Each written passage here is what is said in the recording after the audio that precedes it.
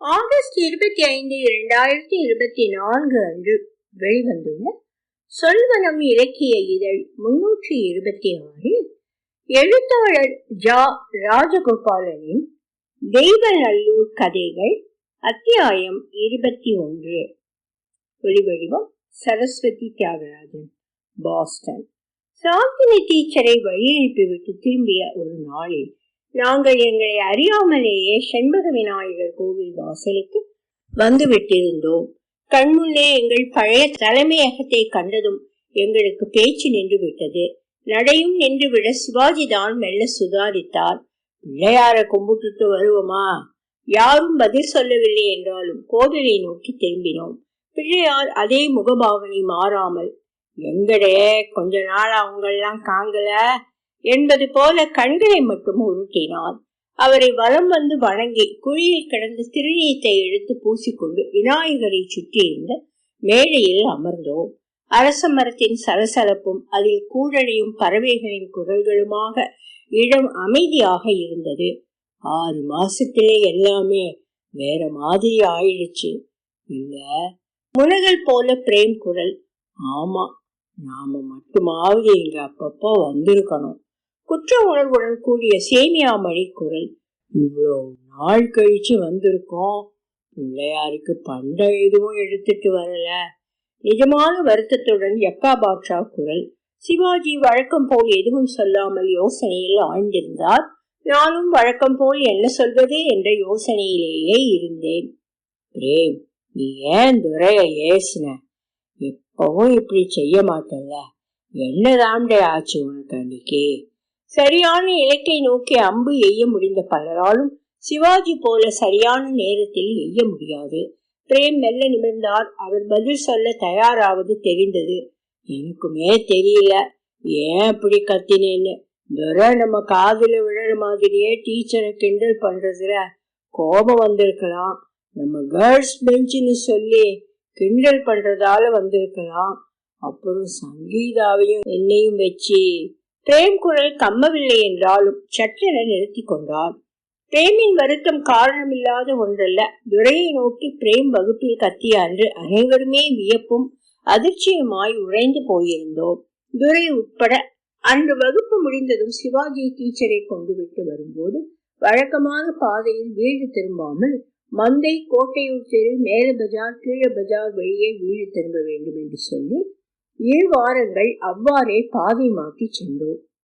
எங்களுக்கு தெரியாமல் சிவாஜி சோனாகானாவிடமும் பேசியிருந்ததும் அப்போது எலுமிச்சை தோட்ட பணியிலிருந்து மாத விடுமுறையில் சனி மதியம் கிளம்பி வீடு வந்து திங்கள் அதிகாலை தோட்டத்துக்கு திரும்புவது. வந்திருந்த சூனாகானா தனது நண்பர்கள் மூலம் துரைக்கு வன்முறை எண்ணில் அதற்கு தயார், எனவே அடக்கி வாசிக்கவும் என செய்தி அனுப்பியிருந்ததும் எங்களுக்கு பின்புதான் தெரிய வந்தது. துரை ஊரை சேர்ந்த சூனாகானாவின் நண்பர்கள் துரை வன்முறைக்கு இறங்க தாம் ஒத்துழைக்க மாட்டோம் என சூனாகானாவுக்கு உறுதி அளித்த தகவல் சிவாஜிக்கு வந்து சேர்ந்ததும் தான் நாங்கள் வழக்கமாக செல்லும் வழியில் செல்ல சிவாஜி ஒப்புக்கொண்டார். உள்ளூர் நண்பர்கள் ஒத்துழைக்காததோடு கூடவே டச்சிங் குழுவினரின் மானசீக ஆதரவும் எங்கள் குழுவிற்கு இருந்தது துரைக்கு கையெழு நிலையாக இருந்தது. ஆனால் சொல்வல்லனும் சோழ்வலனுமாகிய துரை வேறு பாதையை தேர்ந்தெடுத்திருந்தார். வகுப்பில் ஆசிரியர்கள் இல்லாத நேரங்களில் துரை குழுவினர் எங்கள் குழுவை மறைமுகமாகவும் நேரடியாகவும் கேலி, கிண்டல், நக்கல் செய்ய ஆரம்பித்தனர். குறிப்பாக ஆசிரியருக்கு காக்காய் பிடித்தல், பொட்ட பிள்ளைகளிடம் போய் குழைந்து பேசுதல், சுயமரியாதை இல்லாமல் ஆசிரியர்கள் சொல்வதற்கெல்லாம் தலையாட்டுதல் என்ற காரணங்களே எங்களை நோக்கி பெரும்பாலும் சொல்லப்படும். நாங்கள் வழக்கம் போல அமைதி காத்து அந்த இடத்தை விட்டு நகர்ந்து விடுவது வழக்கம். வகுப்பிற்குள் ஆசிரியர்கள் மாறும் பீரியட் இடைவேளைகளில் என்றால் சாடி பேச்சாக இருக்கும். பெண்களிடத்தில் நாங்கள் தின்பண்டம் வாங்கி தின்ற பொற்கால கதைகளை இப்போது துரையுடன் ஐக்கியமாகி இருந்த சிங்கி சரவணன் சொல்லிக் கொடுக்க சாடி பேச்சுகளில் பழைய பள்ளியின் கதைகள் எள்ளி நகையாடப்பட்டன. ஒன்று, பொட்டப்புள்ள பாவாடைக்குள்ள வச்சிருக்கிறத வாங்கி தின்னவனெல்லாம் ஆம்பளையால தீத்தி இன்னும் ஒழுங்காக மீச முளைக்காத பொட்ட பிள்ளைகள்கிட்ட வாங்கி திம்பாங்க. 2, கூட்டமா கோயிலுக்கு போய் சாமி பாட்டு படிக்கிறதுக்கெல்லாம் நீ ஏன்ல போகமாட்டேங்க சிங்கி? அதுவா, சுண்டலுக்கு செத்தவன் வாழைப்பழத்துக்கு வக்கத்தவன் தான், அப்படித்தான் போவான் துரை. 3 தைரியமான ஆம்பளை தானுல லீடராகணும். மந்திரம் ஓதி லீடரானவன் மணியாட்டத்தான லாயக்கு. அப்படி காசல்ல லட்சணத்துல இருக்கும் தீத்தி. ஆண்டி பண்டாரம்லாம் இருக்க வசன மடம் மாதிரி இருக்கும். 4, 5, 6, 27 ஒவ்வொரு கேள்வி பதிலுக்கு பிறகும் தொலைக்காட்சி நகைச்சுவை தொடர்கள் சிலவற்றில் இழைக்கப்படும் கூட்டு சிரிப்போசையை சேர்த்தே வாசகர்கள் கற்பனை செய்ய வேண்டுமாய் கேட்டுக்கொள்ளப்படுகிறது. எழுந்து செல்ல முடியாததால் இது எதுவும் எங்கள் காதுகளில் விழாதது போல இருக்க முயற்சிப்போம். எங்கள் அமைதி துரை கோஷ்டியாரை அதிகமாக சீண்டும் சந்தர்ப்பங்களில் துரை நேரடியாக பேச ஆரம்பிப்பார். அப்படி பேசும்போதுதான் புளியங்குழி கண்ணா திரையரங்கில் தான் பார்த்த தென்றலே என்னை தொடு படத்தில் மோகனும் ஜெயஸ்ரீயும் சரியாகவே நடிக்கவில்லை, குறிப்பாக அந்த நீச்சல் குள காட்சியில் என்று உரக்க அபிப்பிராயம் தெரிவித்தார். உடனிருக்கும் தீர்த்தாரப்பன் என்று திருநாமம் உடைய இவரும் சுருண்மொழி தொடையர்களில் ஒருவர். வேறு யாரால் அக்காட்சியில் சிறப்பாக நடித்திருக்க முடியும் என கேட்க துரை பெயர் தவிர பிற அடையாளங்கள் அனைத்தையும் வர்ணித்து நம் பள்ளியில் பயிலும் இருவர் என கொண்டு வந்து பிரேம் சங்கீதா இருவரையும் மறைமுகமாக சொன்னார். குறிப்பாக அங்க வர்ணனைகள் ஆபாச எல்லையை தாண்டி சென்று விட்ட போது பிரேம் முகம் சிவந்து அழுவது போல ஆனது. சிவாஜி சட்டனை எழுந்து உரத்த குரலில் டச்சிங் சங்கரை ஒரு பாடல் பாடுமாறு கேட்டுக்கொண்டார். அதற்கெனவே காத்து கொண்டிருந்ததை போல டச்சிங்கும் அங்கே சிரிப்பவர்கள் சிரிக்கட்டும், அது ஆணவ சிரிப்பு என்ற பாடலை தன் குழுவினரோடு பாட ஆரம்பித்தார். பாடலுக்கு மீறி குரல் உயர்த்தி ஆபாச பேச்சை தொடர முடியாத நிலையில் துரை அப்போது அமைதி காத்தாலும் எங்கள் குழுவை, குறிப்பாக பிரேமை வீழ்த்தும் வர்ம புள்ளியை கண்டு கொண்டு விட்டார். அதிலிருந்து பிரேம் சங்கீதா குறித்த கேலி பேச்சுகளே துரை குழுவினரின் ஆயுதங்கள் ஆகின. இப்பேச்சுகளால் பாதிக்கப்பட்ட பிரேம் இரண்டொரு கோவில் சந்திப்புகளுக்கு வராமலானார். ஆனால் சங்கீதா இது எதையும் அறியாதவராய் பிரேம் வராத போது அவர் வீட்டிற்கே சென்று பார்த்துவிட்டு வந்தார். சங்கீதாவுக்கு எங்கள் வகுப்பில் நடப்பதொன்றும் தெரிய வேண்டியதில்லை என்ற சிவாஜியின் முடிவால் நாங்கள் யாரும் சங்கீதாவிடம் இது பற்றி பேசுவதில்லை. சங்கீதா எங்கள் ஒவ்வொருவரிடமும் பிரேமுக்கு என்னவாயிற்று எனவும் ஏன் அவர் முன்பு போல இயல்பாக பேசுவதில்லை என்று கேட்டபோது நாங்கள் பல காரணங்களை சொல்லி சமாளித்தோம். குறிப்பாக சிவாஜி கடித விசாரணை விவகாரத்தால் பிரேம் சற்று மனம் வருந்தி இருப்பதாக சொன்ன காரணத்தை சங்கீதா ஏற்றுக்கொண்டார். கூடவே சமாதானமும் சொன்னார். ஐயே, இதெண்டா எங்க அப்பாவுக்கும் அம்மாக்கும் தெரியும், பிரேம் அம்மாக்கும் தெரியும். டீச்சர் மாதிரி என்ன கேட்டது சொன்னப்ப எங்க வீட்டுல எல்லாரும் சிரிச்சு. பிரேமிடத்துல நீ சொல்லு சிவாஜி, இதெல்லாம் ஒரு சுக்கும் இல்லாத விஷயமாக்கும். இதுக்கு போயா இப்படி இருக்கானவன்? ஆசிரியர்களிடம் இவ்விஷயத்தை எடுத்து போனால் இன்னும் அதிக சிக்கல்கள் உண்டாகும் என உள்வட்ட குழுவினரால் முடிவு செய்யப்பட்டதால் நாங்கள் இக்குழப்பங்களை நேரடியாக சந்திப்பதென்ற முடிவுக்கு வந்திருந்தோம். பழைய தலைமையகம் நாங்கள் முன்பு யுக்திகள் வகுத்து நிறைவேற்றிய பொற்காலங்களை நினைவூட்டியதால் அப்படியே தொடர்ந்து பேச ஆரம்பித்தோம். துரை வன்முறையை கையில் எடுக்கும் வாய்ப்பு இல்லை என சிவாஜி உறுதிபட தெரிவித்ததால் அதை குறித்து நாங்கள் மூளை புயல் செய்யவில்லை. எங்களுக்கு பின்பு தெரிந்த இதற்கான காரணம் உங்களுக்கு முன்பே சொல்லப்பட்டு விட்டது. சேமியா மணிதான் வழக்கம் போல முதல் யோசனையை தெரிவித்தான். இவனுக்கும் டச்சிங் ஊர்க்காரங்களுக்கும் ஆவாது. நேரமும் ஒருத்தனுக்கு ஒருத்தா எசடிக்கிட்டே கிடப்பாங்க. நாம டச்சிங் ஆளுகளை வச்சு கிளாஸ்ல அவங்கள கொமப்போம்ல. ஆனால் பிரேம் இந்த யோசனையை நிராகரித்தார். நமக்குள்ள இருக்கிற சண்டையில அவங்கள இருக்கக்கூடாது. அப்புறம் ஊருக்குள்ள தகராறாச்சுன்னா வெட்டு குத்துன்னு போயிடும். நமக்கு இதெல்லாம் வேண்டாம். எக்கா பாட்சா சொன்ன யோசனை சற்று உருப்படியாக இருந்தது. அந்த யோசனை சற்று பொறுமையாக இருப்பதுதான். பாட்சா ஆய்வின்படி சாந்தினி டீச்சர் கணித வகுப்பு எடுப்பதுதான் துரை கோஷ்டிக்கு வேப்பங்காயாக இருக்கிறது. இப்போது அந்த வகுப்பின் போது அவர்கள் இல்லாவிட்டாலும் செல்வியக்காக்கள் பாடம் எடுக்கும் வகுப்புக்கு போனாலும் அவர்களுக்கு அது ஒரு அவமானமே. வெகு விரைவில் புதிய கணித ஆசிரியர் வந்துவிட்டால் சாந்தினி டீச்சரின் கணக்கு வகுப்பு நமக்கு கிடையாது. அதன் பின் துரை கோஷ்டியால் சீண்டப்பட வேறு காரணம் இல்லை என்பதால் மெல்ல ஆர்வம் இழந்து போவார்கள். நாம் ஏதாவது செய்தால் அதுவே அவர்கள் மேலும் வம்பு செய்ய வழிவகுக்கும். ஒருவேளை வம்புகள் மேலும் தொடர்ந்தால் என்ன செய்வதென அப்போது யோசித்துக் கொள்ளலாம். எங்கள் எல்லோருக்குமே இந்த யோசனை அப்போதைக்கு நல்லது என தோன்றியதால் அப்படியே முடிவெடுத்து புதிதாய் கூடிய பழைய சங்கத்தை கலைத்தோம். சிவாஜி அப்போதைக்கு ஒப்புக்கொள்வது போல இருந்தாலும் அவருக்கு துரை எளிதில் இவ்விஷயத்தை விட்டுவிடுவதாக இல்லை என்பது புரிந்திருந்தது. ஆகவே அவர் என்னை மட்டும் வர சொல்லி தனி ஆலோசனை கூட்டம் ஒன்றை நடத்தினார். அதன் அடிப்படையில் தோழர் குருசாமி அண்ணனிடம் தனிப்பட்ட முறையில் வகுப்பில் நடப்பதென்ன என்பதை சொல்லிவிட வேண்டும் எனவும் அவரிடம் எங்களுடைய பெயர்களையோ சங்கீதா பெயரையோ வெளியிடக்கூடாது என்ற உறுதிமொழியை பெற்றுக்கொள்ள வேண்டும் என்றும் முடிவு செய்யப்பட்டது. அதே நேரம் பிரேம் முதலானோருக்கும் இது தெரியக்கூடாது என்றும் முடிவு செய்யப்பட்டது. இரு உறுப்பினர்கள் பங்கு பெற்ற இந்த அவசர கூட்டத்தின் முடிவுகளை செயல்படுத்தும் பொறுப்பு எங்கள் இருவருக்கும் சமமாக கொடுக்கப்பட்டது. பிரேம் வீட்டில் திண்ணையில் நாங்கள் கதை புத்தகம் வாசிக்கும் ஒரு நாளில் அறிமுகமானவர் குருசாமி அண்ணன். தோழர் குருசாமி அண்ணன் என பலவிதங்களில் அழைக்கப்படும் குருசாமி அவர்கள் திருநெல்வேலி வரை போய் பட்டப்படிப்பு படித்த வெகு சில மூத்தவர்களில் ஒருவர். பெரும்பாலும் அக்ரஹாரத்து ஆட்கள் திருநெல்வேலி வரை போய் பட்டப்படிப்பு படிப்பார்கள். ஆனால் படிப்பு முடித்ததும் வேலைக்கு மெட்ராஸ், பாம்பே, டெல்லி என கிளம்பி போய் விடுவார்கள். அவ்வாறு போகாமல் ஊரிலேயே தங்கிவிட்ட பட்டப்படிப்பாளி குருசாமி அவர்கள். இங்கிருந்து படிக்க செல்லும் போது மைனரென சென்ற அவர் திரும்பி வருகையில் தோழர் குருசாமியாகவே வந்தார்.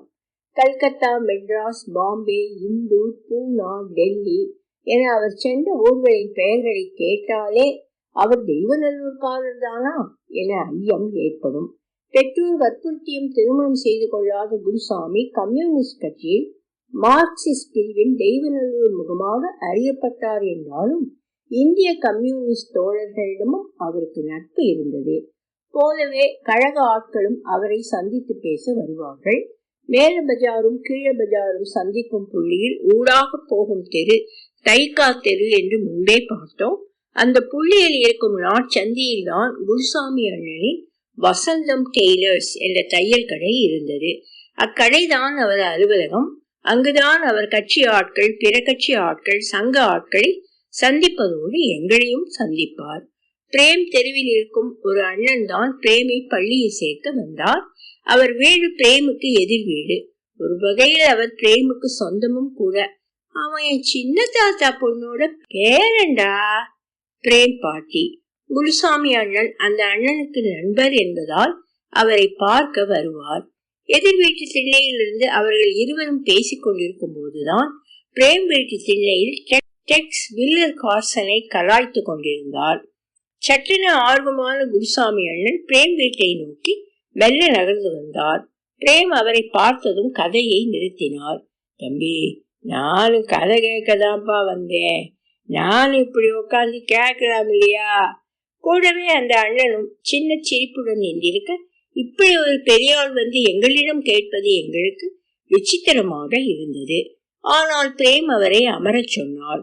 உட்காருங்க சார், நாங்க சும்மா பூந்தளே, நயன் காமிக்ஸ், கோகுலம் தான் வாசிக்கிறோம்.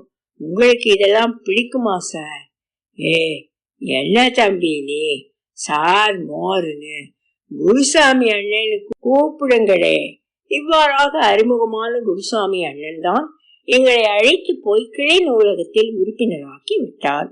அனைவருக்கும் காப்பாளர் கையெழுத்தும் அவர்தான் போட்டார்.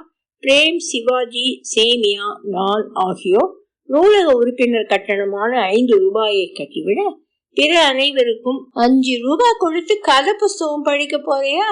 2 நாள் சாப்பாட்டுக்கு அரிசி வாங்கலாம். போறியா? விளக்க மாத்த கொண்டு சாத்தட்டுமா?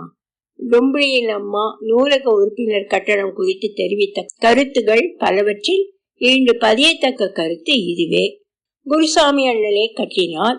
இதையெல்லாம் விட அவர் எங்களுக்கு செய்த சுவாரஸ்யமான விஷயம் அவர் கடையில் இருக்கும் ராதுகா பதிப்பக புத்தகங்களை எங்களுக்கு வாசிக்க கொடுத்ததுதான். அந்த வலுவழு தாள்களையும் படங்களாக விரியும் அயல்மண்ணின் சொர்க்க வாழ்க்கை முறைகளையும் எத்தனை எத்தனை முறை காதுகளாலும் கண்களாலும் வாயாலும் விரல்களாலும் வாரி விழுங்கி இருப்போம் என கணக்கே கிடையாது.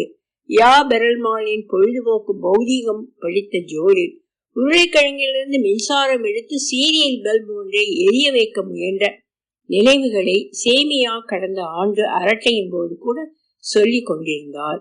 சேரக்கிழங்கிலிருந்து கரண்ட் எடுத்தா டியூப் லைட்டை எரிய வைக்கலாமான்னு கேட்ட வந்தானால நீனு அமுக்கு டப்பாவை நோக்கி சேமியா. சிறுவர்களை கூட்டி வைத்து விளையாடுவதாக கேட்பவர்களுக்கு குருசாமி அண்ணன் சொன்ன பதில்களின் தொகுப்பாக இப்பதிலை சொல்லலாம். அதென்னட சின்ன பயலுங்க, நீ பிறக்கையிலே மீச மயிரோடையே பிறந்தையோ, பள்ளிக்கூட பாடத்தை கூட படிக்க மாட்டாம படிப்பை நிப்பாட்டுவனெல்லாம் பெரிய மனுஷன், பாடத்தை தாண்டி புஸ்தகம் படிக்க இவங்கெல்லாம் சின்ன பிள்ளைகள். என்னடே இந்தாண்டு 2 வருஷத்துல விடைச்சு நிமிர்ந்துருவானுங்க பாரு. இப்பயே சமூக பொறுப்பு வந்தாதான் உண்டு. பழுத்த இலை பித்தம், பச்சை இலை பழம்னு சொல்லி இருக்காங்களே, கேட்டிருக்கியா? சரி, இத்தனை நாள் வாரையே இந்த புக்கெல்லாம் என்ன தோழர் நான் வாசிக்கட்டுமான்னு ஒரு மட்டமாச்சு கேட்டிருப்பியா? போடே, போய் டீ குடிச்சோமா, பஜ்ஜி தின்னமா, தந்தி பேப்பர்ல படம் பார்த்தோமான்னு இருடே போ. குருசாமி அண்ணன் பேசினால் பலரும் கேட்பது அவருக்கு இருந்த இன்னொரு முன்னொட்டு பெயரின் காரணமாக கூட இருக்கலாம். அவர் நெல்லை, இன்றைய நெல்லை, தூத்துக்குடி, தென்காசி ஒருங்கிணைந்த மாவட்டம், மதுரை மாவட்ட பகுதிகளில் அறியப்பட்ட அடிமுறை ஆசான். சிலம்பம் அடிமுறை கற்றவர். கோவில்பட்டி ஐயங்கார் வரிசை வீச தெரிந்த சிலரில் அவரும் ஒருவர். சிலம்பமும் அடிமுறைகளும் பரம்பரை கலையாக அவரிடம் வந்தது. எங்களுக்கு கற்பிக்க ஆர்வமாக இருந்தார் என்றாலும் அவரது அரசியல் சமூக பணிகள் அவரை அனுமதிக்கவில்லை. ஆனால் அவ்வப்போது எங்களுக்கு அதன் கூறுகளை தெரியப்படுத்துவார். பள்ளியில் விழுந்து அடிபட்ட யக்காவின் கால் சுழுக்கை ஒரே நிமிடத்தில் உருவி சரி செய்தது.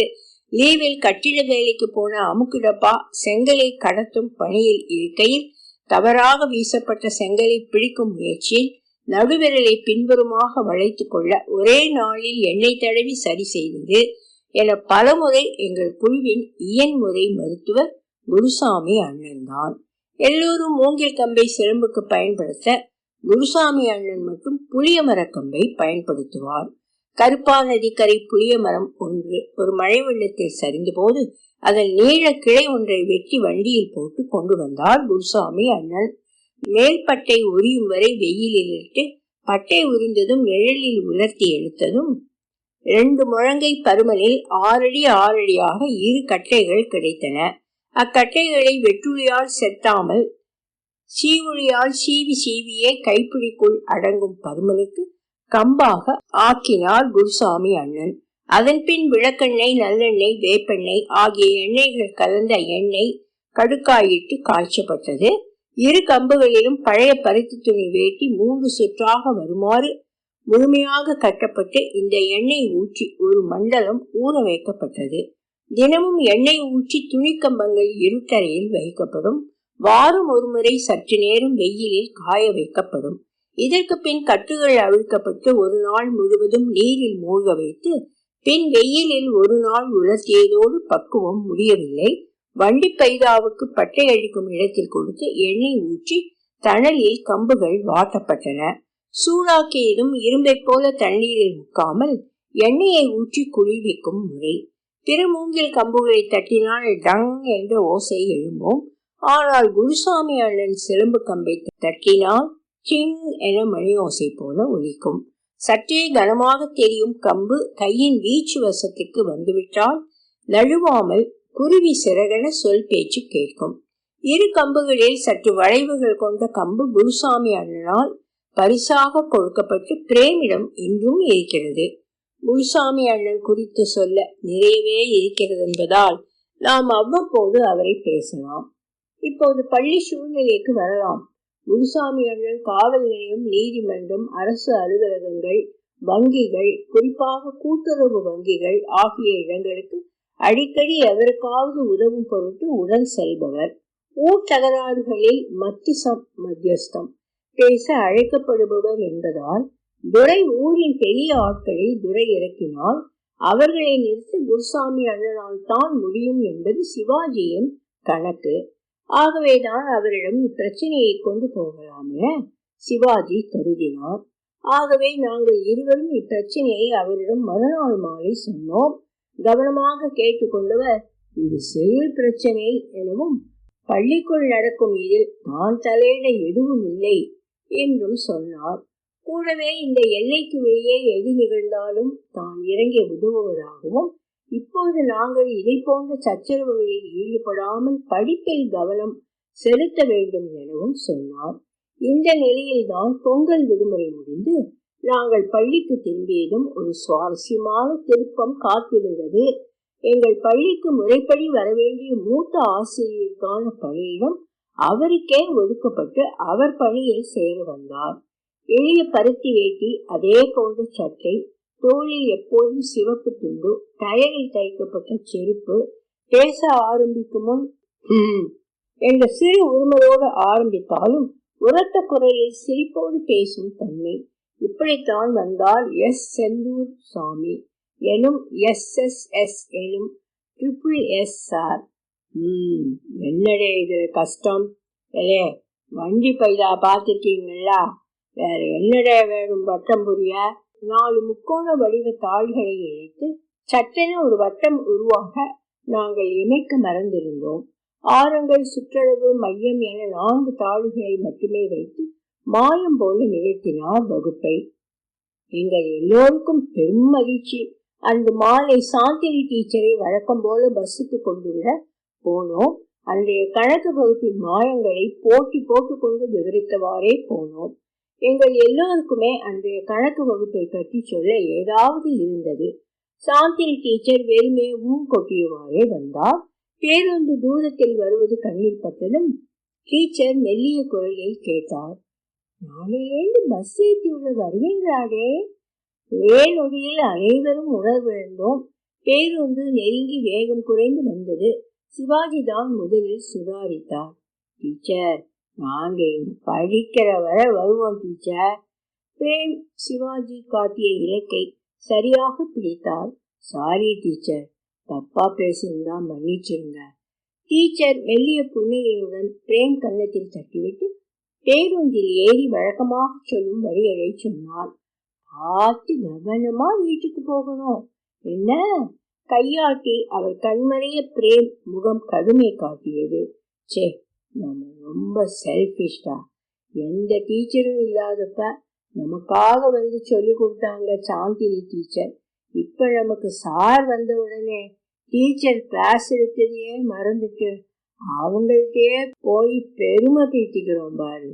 சிவாஜி உட்பட நாங்கள் எல்லோரும் அதை ஆமோதித்தோம். ஆகவே இந்த பிழையீட்டுக்காக பெரிய கோவில் பிரகாரத்தை 51 தடவை சுற்றி வந்து டீச்சர் நலனுக்காக வேண்டிக் கொள்வது என முடிவெடுத்தோம். கால்வலி தீர சபாபதி மண்டப படிக்கட்டில் உட்கார்ந்து பேசிய போது கூட எங்கள் சுயநலத்தை குற்றம் சொல்லிக் கொண்டோமே தவிர SSS சாரை ஒருவருமே குறை சொல்லவில்லை. அடுத்து வந்த நாட்களில் SSS சார் எங்களுக்கு மிகவும் பிடித்த ஆசிரியர்களே ஒருவராகி விட்டார். துரை குழுவை அவர் கையாண்ட விதம் அலாதியானது. அவர்களை தனியே அழைத்து மரத்தடியில் வைத்து கூடுதல் வகுப்புகள் நடத்தினார். அவ்வாறாகவே டச்சிங் குழுவினரையும் தனி வகுப்புகளில் இணைத்து கொண்டார். டச்சிங் கோஷ்டியில் ஒருவரையும் துரை கோஷ்டியில் ஒருவரையும் இணைத்து ஒருவருக்கொருவர் ஒவ்வொரு கணக்காக போட்டு இன்னொருவருக்கு விளக்க வேண்டும் என ஒரு முறையை அறிமுகம் செய்தார். அவர் இருந்தவரை அவர் முன்பு மட்டும் நடந்த இச்சடங்கு அதன் பின் தொடரவில்லை. வகுப்பில் இடையூறு செய்ய முற்பட்டால் கண்ணையே இல்லாமல் தண்டிக்கும் SSS சார் வீட்டுப்பாடம் செய்யாத எவரையும் தண்டிப்பதில்லை. செல்லமாக கன்னத்தில் ஒரு தட்டு தட்டி நாளைக்கு சேர்த்து செய்து வரும்படி சொல்லி விடுவார். எங்கள் குழுவில் எல்லோருக்கும் மகிழ்ச்சி அளித்த இன்னொரு விஷயம், SSS சாரும் குருசாமி அண்ணனும் தோழர்கள். அதாவது தோழராவதற்கு முன்பே அறிமுகமான நண்பர்கள். தான் தெய்வநல்லூர் வந்துவிட்டதை தோழர் குருவுக்கு தெரிவிக்க வந்த SSS சார் அவ்வாறாகத்தான் எங்கள் வகுப்பு நிலவரங்களை தோழர் குரு மூலமாக தெரிந்து கொண்டு மேற்படி நடவடிக்கைகளை எடுத்தார். ஒரு மாலையில் நாங்கள் வசந்தத்தில் தையல் கடையை அவ்வாறாகத்தான் குறிப்பிடுவோம் இருக்கையில் SSS சார் அங்கே வந்து குருசாமி அண்ணனுடன் சகஜமாக பேசும்போதுதான் எங்களுக்கு விஷயமே தெரிந்தது. கூடுதல் நற்பலனாக SSS சார் வசமிருந்தும் எங்களுக்கு வாசிக்க புத்தகங்கள் கிடைத்தன. வசந்தம் சந்திப்பில் குருசாமி அண்ணன் சில புத்தகங்களின் குறிப்பிட்ட அத்தியாயங்களை பிரேமையோ சிவாஜியையோ உறக்க வாசிக்க சொல்லி அதற்கு விளக்கமும் சொல்லுவது அவ்வப்போது நடக்கும். அப்படி ஒரு முறை வாசித்த வால்கா முதல் கங்கை வரை நூலின் ஒரு அத்தியாயத்தை 2 நாட்கள் கழித்து வகுப்பில் வாசிக்க சொன்னார் SSS சார். சிவாஜி உடனே உணர்ந்து சொன்ன விஷயம் வகுப்பு குறித்த தொடர் உரையாடலில் SSS சாரும் குருசாமி அண்ணனும் இருக்கிறார்கள் என்பது. இவ்வாறாக பல குழப்பங்களுடன் தொடங்கிய எங்கள் மேல்நிலை பள்ளி வாழ்க்கை அதன் குழப்பங்களை தாண்டி இனி சுமூகமாக இருக்கும் என மகிழ்ந்திருந்த வேளையில் விதி தெய்வநல்லூர் மேல்நிலை பள்ளி பக்கமாக பார்வையை திருப்பியது. ஒலிவடிவம் சரஸ்வதி தியாகராஜன், பாஸ்டன்.